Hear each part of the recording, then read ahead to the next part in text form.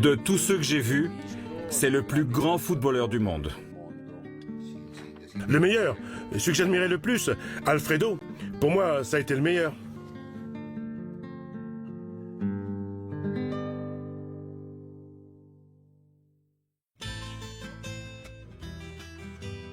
Alfredo Di Stefano est né le 4 juin 1926 à Barracas, à la périphérie de Buenos Aires, d'une famille d'origine italienne. Le père, ex-footballeur de River Plate, possède une petite ferme. Mais le destin veut qu'Alfredo se consacre à sa grande passion, le ballon. Ce jouet magique qui lui tiendra compagnie jusqu'à ses 40 ans et auquel, à la fin de sa carrière, il érigera un monument en bronze sur lequel figure une plaque « Gracias Vieja ». Merci ma vieille, qui deviendra le titre de son autobiographie. À 15 ans, il entre au redoutable club de River Plate au début des années 40 pour jouer avec l'équipe réserve. Mais tout va très vite pour lui, puisqu'à l'âge de 16 ans, il a déjà gagné sa place en équipe première. Toutefois, ses débuts ne se feront que 3 ans plus tard, le 15 juin 45.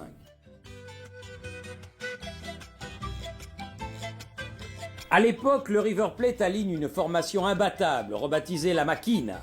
Une appellation pour le nombre de buts qu'elle met à ses adversaires, mais aussi pour la précision de son jeu.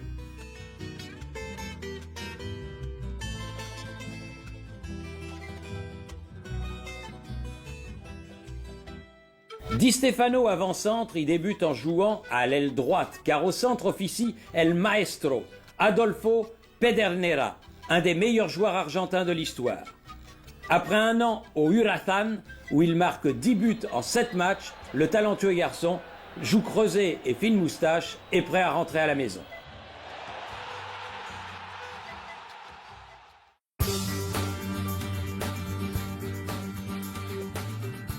Nous sommes en 1947 et River Plate cède Pedernera à l'Atlanta pour 140 000 pesos. Le club rappelle alors le jeune Di Stefano, 20 ans, qui réalise ainsi son rêve en devenant le coéquipier de joueurs comme Moreno et Labruna.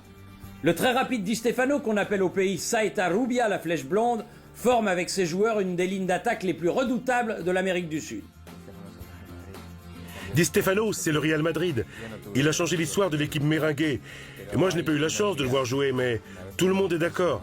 Chaque fois que l'on pose une question à propos de cette époque-là, la reconnaissance et l'admiration sont indiscutables.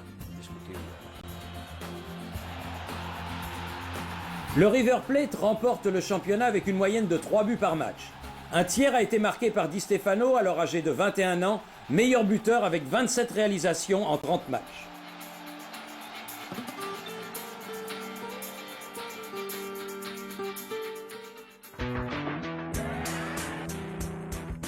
Tout naturellement, avec des statistiques aussi impressionnantes, il fait ses débuts en équipe nationale à Guayaquil le 4 décembre 1947. La Bolivie est balayée 7-0.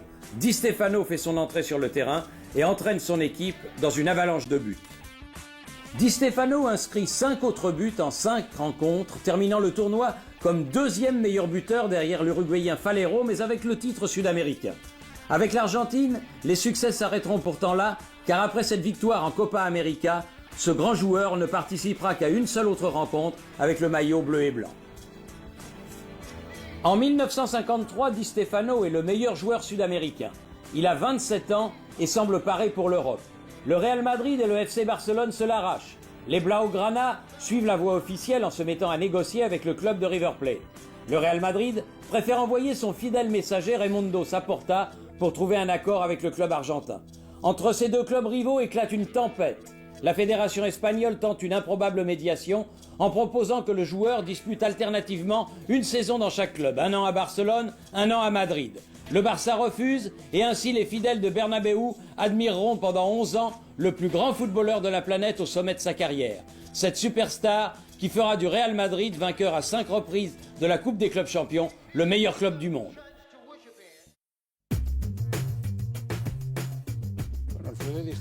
Personnellement, je crois que Alfredo Di Stefano a été le plus grand joueur de l'histoire du Real Madrid, depuis les années 50 jusqu'à nos jours.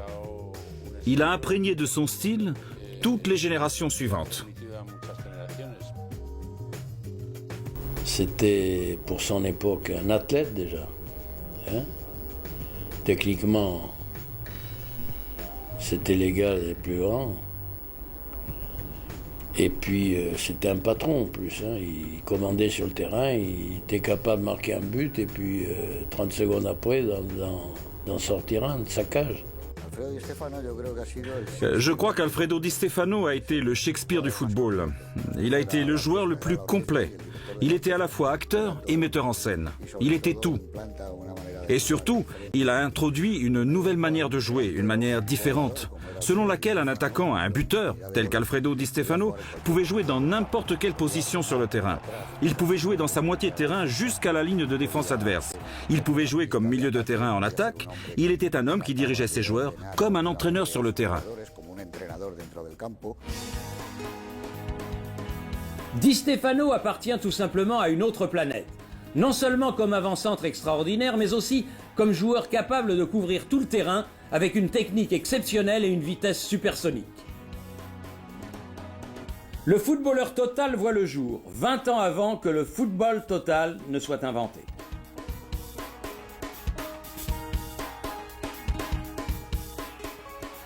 Di Stefano fait ses débuts dans la Liga en atomisant justement le FC Barcelone par 5-0. La flèche blonde plante 4 flèches dans les buts blaugrana, rien que ça. Au cours de cette rencontre joue également un jeune et rapide ailier gauche, Francisco Paco Gento. Bernabeu, le célèbre président du Real, l'avait engagé la même année que Di Stefano. Voici donc l'épine dorsale de la formidable attaque qui va bientôt dominer l'Europe.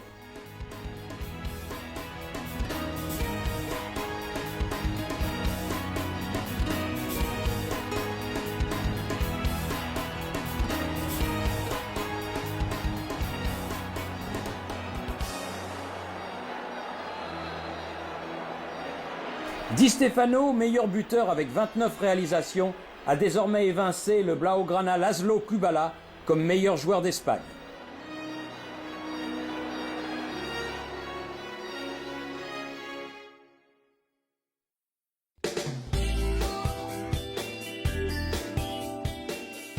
La saison suivante, le Real Madrid gagne de nouveau le championnat et se qualifie pour la première édition de la Coupe des clubs champions, compétition sur laquelle il bâtira sa légende.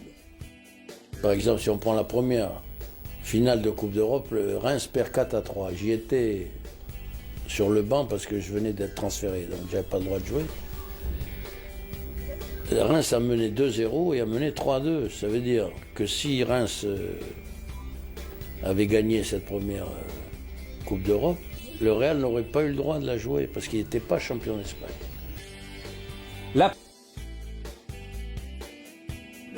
L'année où nous avons joué contre le Stade de Reims, nous étions menés 2-0.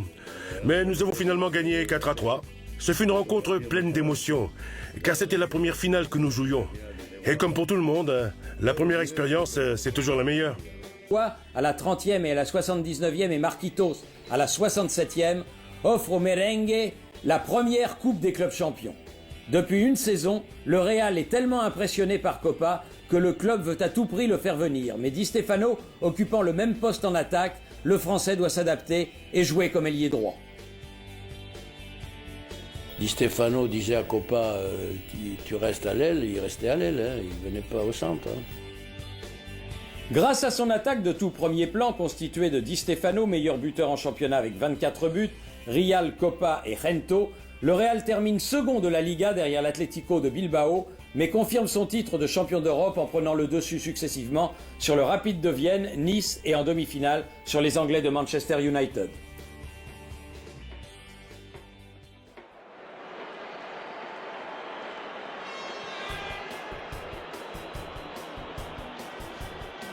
El Estadio Santiago Bernabéu fue escenario en la temporada anterior del encuentro final de la Copa Europea entre la Fiorentina y el Real Madrid. Secondo tempo, siamo al rigore contro Iola, netta la posizione di fuorigioco di Matteos che continua ad avanzare palla al piede. Magnini lo carica in area, rigore, tira Di Stefano. Di Stefano marque à la 70e minute sur un pénalty douteux, le premier des deux buts qui assureront la victoire. L'autre but est marqué par Gento 6 minutes plus tard.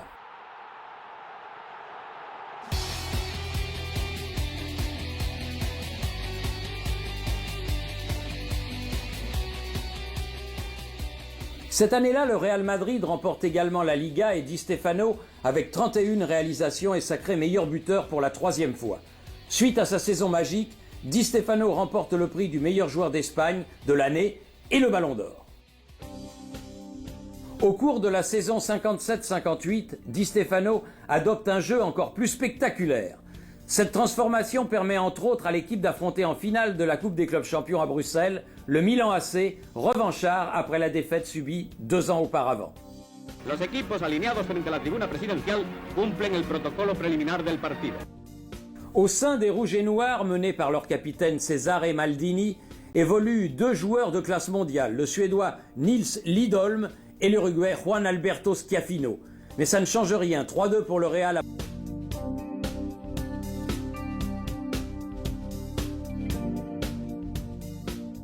Alfredo termine de nouveau meilleur buteur du tournoi avec 10 réalisations.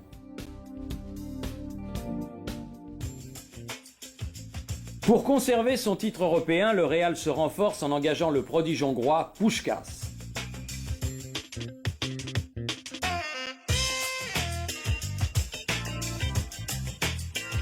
À Stuttgart, le 3 juin 1959, le Real s'impose pour la seconde fois face au stade de Reims d'Albert Batteux et gagne sa 4e Coupe d'Europe des clubs champions consécutive. Por segunda vez el Stade se va a producir el segundo gol madrileño que acabará con las esperanzas del Reims. Di Stefano bate a Cologna con un disparo rápido. Di Stefano y Gento bloquean admirablemente la pelota en colaboración con Santisteban. Y tras este saque directo de los franceses termina el encuentro con la victoria española por 2-0. Las banderitas blancas se agitan en los graderíos y Fárraga muestra el trofeo de los campeones. Le trophée console l'équipe d'avoir manqué la victoire en championnat remporté par Barcelone malgré le 5e titre de meilleur buteur, 25 réalisations de Di Stefano, qui conclut une énième année de triomphe avec son 2e Ballon d'Or. En 1960 se conclut l'épopée du Grand Real. Au pays, la suprématie appartient déjà au Barça, mais en Europe, c'est encore les Madrilènes qui dominent. La finale de la Coupe des clubs champions avec une nouvelle fois le Real se dispute à l'Hampden Park de Glasgow le 18 mai devant 127 000 spectateurs. Gento alla sinistra numero 11, Puskás, mezzala sinistra numero 10, centravanti, Di Stefano numero 9.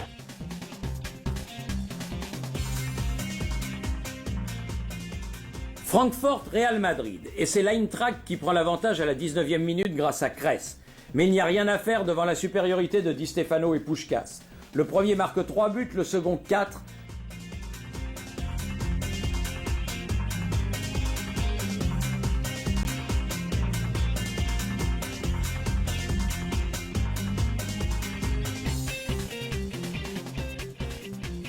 La rencontre, une des plus belles et des plus prolifiques en but en finale de la Coupe d'Europe des clubs champions, se conclut sur le score de 7-3.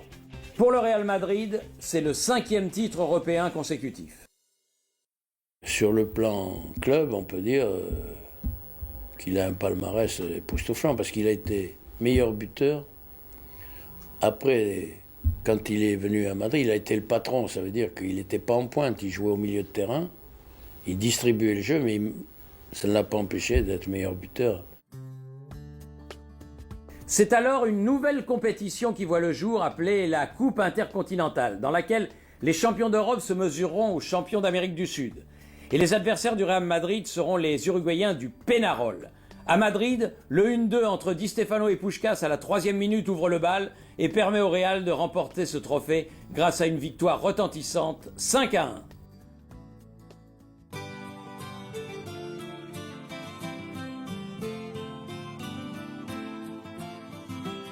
Coup de massue pour cette équipe légendaire car le 23 novembre, le Real subit sa première élimination en Coupe des clubs champions. Elle lui sera infligée par le rival de toujours, Barcelone. Cette défaite signe la fin du parcours continental de Di Stefano. Sans lui, le Real ne sera plus jamais le même. Le Real disputera 2 autres finales de Coupe d'Europe des clubs champions mais les perdra. Celle du 2 mai 1962 au Stade olympique d'Amsterdam, 5-3 contre le Benfica d'Eusebio, auteur d'un doublé. Ainsi que celle du 27 mai 1964 à Vienne contre l'Inter de Milan de Sandro Mazzola, auteur lui aussi d'un doublé. Cette ultime défaite coïncide avec les adieux d'un champion qui achève sa carrière à l'Espagnol de Barcelone où il marquera 19 buts. En 1966, à 40 ans, des problèmes à la colonne vertébrale le contraignent à se retirer. C'est en larmes qu'Alfredo joue son dernier match contre le Celtic de Glasgow au stade Chamartin.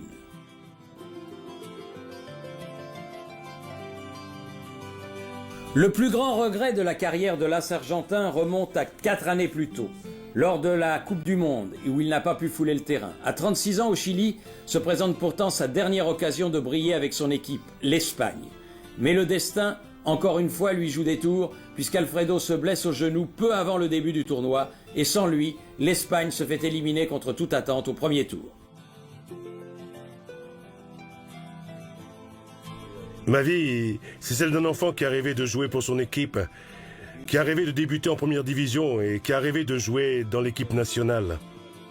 Son handicap, c'est qu'il n'a pas joué de Coupe du Monde, mais sinon, il a gagné quand même 5 Coupes d'Europe. Aujourd'hui, si le Real Madrid est ce qu'il est, c'est parce qu'Alfredo Di Stefano est arrivé là en 1953. Sinon, l'histoire du Real Madrid aurait été différente. Et sans aucun doute, pire. C'est le plus grand joueur de l'équipe. Et il se peut qu'il y ait eu des joueurs qui ont fait des choses plus belles ou meilleures. Mais le joueur le plus complet, tout au long des 90 minutes de jeu, et qui était à même de diriger une équipe, eh bien c'était uniquement Alfredo Di Stefano. D'après vous, qui était le plus grand joueur du monde? Eh bien, sincèrement, je crois que c'était moi.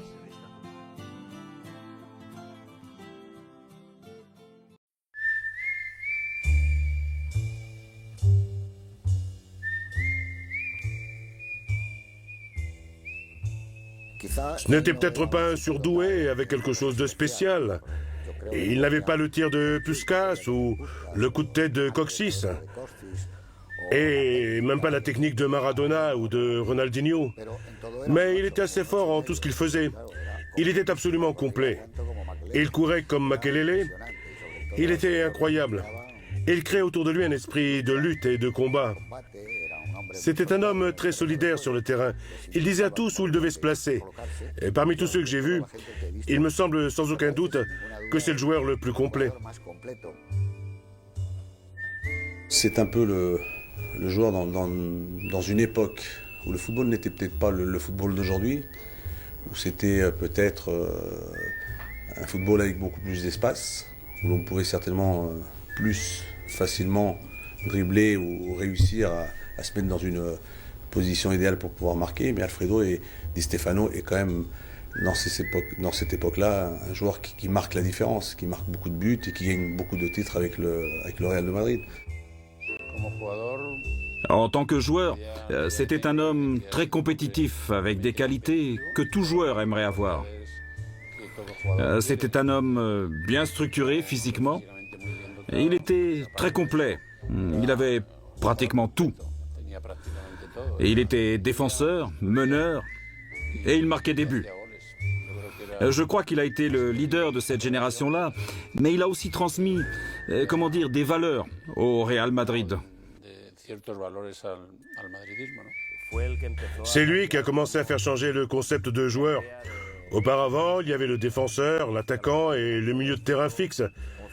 Mais après lui, on a commencé à parler du joueur tout-terrain. Celui, disons, qui fait un peu de tout.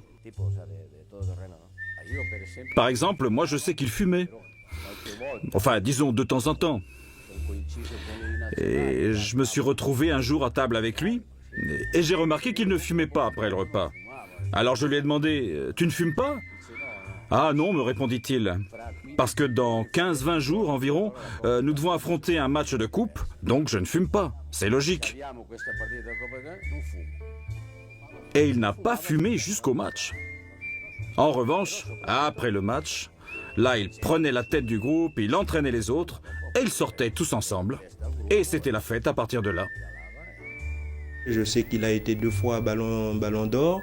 C'est un garçon qui a énormément apporté au Real de Madrid. Bon, à cette époque-là, je crois que le Real était un peu sur le toit du monde avec Di Stefano, Copa, Puskás. Chaque fois que l'on demande à des gens qui l'ont connu à cette époque-là, ce qui revient toujours, c'est la reconnaissance et l'admiration. C'est indiscutable. C'était un joueur de rendement. C'était un leader absolu. Un joueur autour duquel on pouvait construire une équipe gagnante. Et moi, je crois que le Real Madrid a commencé à s'affirmer grâce à lui. Et aujourd'hui encore, cet esprit-là est resté dans l'équipe et il est devenu le joueur le plus important dans l'histoire du Real Madrid.